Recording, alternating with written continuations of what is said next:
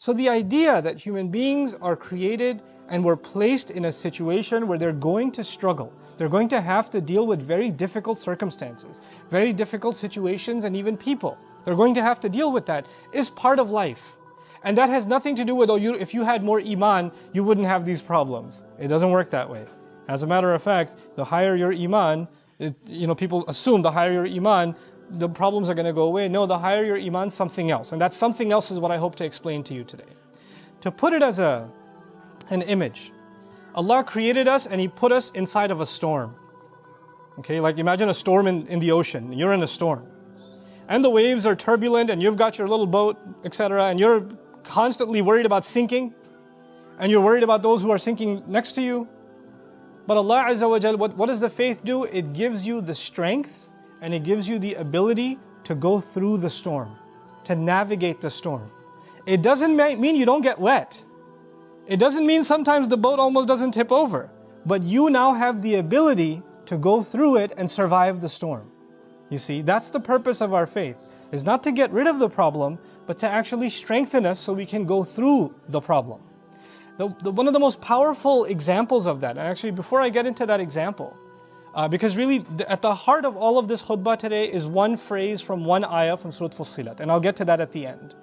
But for now, I want to give you an example. The two of the hardest burdens that human beings live with are fear and sadness.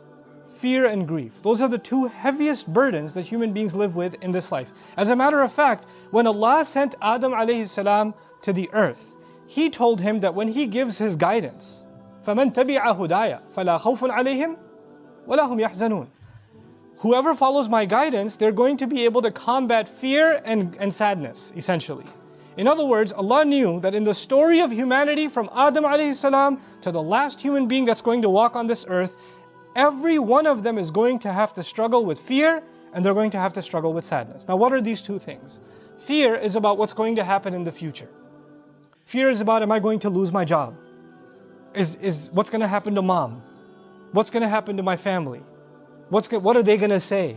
What's going to happen tomorrow? What's going to happen with my exam? What's going to happen with my immigration? What's going to happen with this and what's going to happen with that? These fears about what's going to happen in the next few hours or in the next few days or in the year from now or in the future, these fears are small and big and they're all the time. They're a part of us. You wake up afraid. You're afraid you're going to be late to work. You're afraid that you forgot about some task that you had to do or the time's running out. Small fears, big fears. But fear is a constant part of life. It's always there. And what you're afraid of, let's say a student is afraid of failing an exam. Up until the moments of the exam, there's fear, the heart is pounding. And they take the exam. And then unfortunately they get the result that they failed. And when they fail, there's no more fear, there's now sadness. I mean, there's fear of what your dad's going to do to you, but there's sadness mostly. Right? Now there's sadness about what happened already. So fear is about the future and sadness is about the past. What already took place in the past. And just because it's in the past, you don't get to tell someone, well, it's in the past, get over it. It's done now. You should move on with your life. No, you and I are not in any position to tell anyone that they no longer have the right to feel sad anymore. Our Messenger sallallahu alaihi wasallam continued to feel the sadness of the absence of Khadija radiallahu ta'ala anha for years. For years. Feeling sad is not a sign that you don't have enough faith. He has the greatest faith of all, and yet he carries sadness. Yaqub alayhi salam lost his son Yusuf alayhi salam. And he carries a great amount of sadness. So much so that he cries so much, ibiyaddat aynahu. His eyes turn white. His eyes turn white out of sadness. But that doesn't mean he doesn't have faith in Allah. He doesn't actually have that. And as a matter of fact, he would only cry of his fear and cry of his grief and his sadness to Allah. إِنَّمَا أَشْكُو بَثِّي وَحُزْنِي إِلَى اللَّهِ. I've given khutbah to you about that before.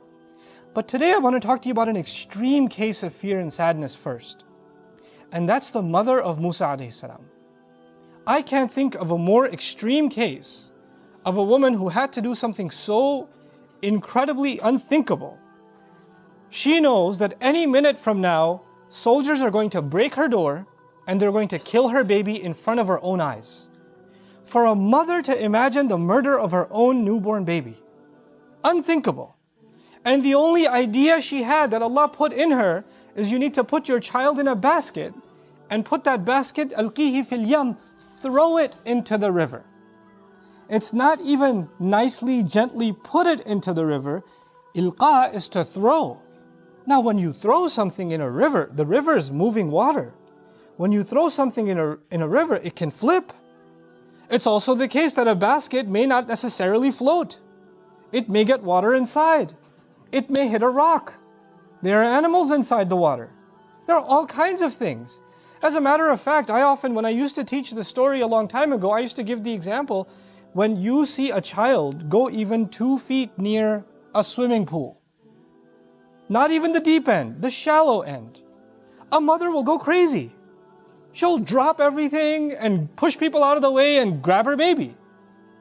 There are women that give their babies a bath, in the tub, and they put the water this little. And the baby's like, come on, no, too dangerous. This much is you'll drown. I can't even fit my head in. No, not going to let you. There's a fear. And this mother has to take her newborn. He can't even crawl yet. He can't even do that yet. And she has to throw this thing into the water. Can you imagine the kind of fear this woman has in her heart when she does that? And when she does that, she can't even look at it and can't even cry and scream, my baby, my baby. She can't do that, because if she does that, the soldiers will know one survived and they'll go after him and kill him. So she has to not even even if she looks, she has to look from the side. And then this water is not standing still, it's moving. So this basket is slipping away from her sight to the point where she doesn't even know what happened to it. She has no idea what's happened to it. And now she's living with this incredible, overwhelming sadness. What have I just done? What's going to happen to my baby? And in those moments, Allah Azza wa Jal told her, لا تخافي ولا تحزني. Don't be afraid. Don't feel sadness. And even though she still felt afraid, and she still felt sadness, what we're learning in these ayat is Allah will help you overcome not being drowned by fear and not being drowned by sadness. He can let you navigate those two feelings. Those two feelings are very powerful. They're enough to drive someone mad. They're enough to drive someone to the point where they don't want to live anymore. It can be that powerful. And yet Allah can give you the strength to overcome what you and I don't have the strength to overcome. This mother, like no other mother, could stand doing that and survive. So Allah says, وَأَصْبَحَ فُؤَادُ أُمِّ مُوسَى فَارِغًا. Musa's mother's heart was, you can think of the imagery as it was bleeding out. It was emptying out. It's like her heart was exploding.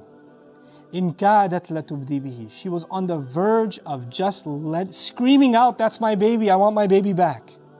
She was on the very verge of it. She couldn't hold it in. لَوْلَا أَرَّبَطْنَا عَلَى قَلْبِهَا. Had we not tied her heart up, like literally something's about to shatter and leak, and Allah says He, like a rope, tied it up and held it in place. What are we learning? We're actually learning that you and I are not capable of controlling our emotions until Allah gives us the strength to do so. The situation didn't change. The baby didn't start flying instead of floating in the water. The reality didn't change, but her heart changed. Her heart was strengthened by divine intervention from Allah Himself. لَوْلَا أَرَّبَطْنَا عَلَى قَلْبِهَا. And she's not a prophet.